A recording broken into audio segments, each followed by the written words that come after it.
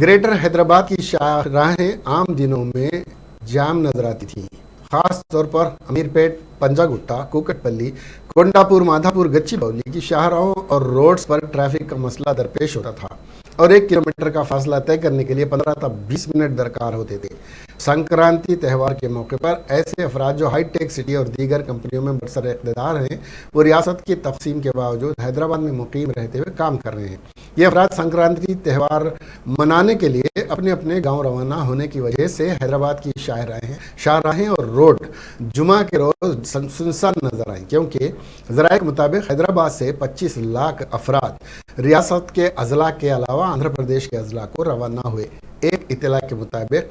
20 लाख अफराद तेलंगाना और आंध्र प्रदेश की आरटीसी बसों से रवाना हुए। मजीद अफराद बराए सड़क रवाना होने की वजह से हैदराबाद विजयवाड़ा कौमी शाहराह की टूल गेट पर ट्रैफिक जाम नजर आई, लेकिन हैदराबाद की शाहराहें सुनसान होने की वजह से लोग एक मुकाम से दूसरे मुकाम को आसानी के साथ जा और आ रहे थे।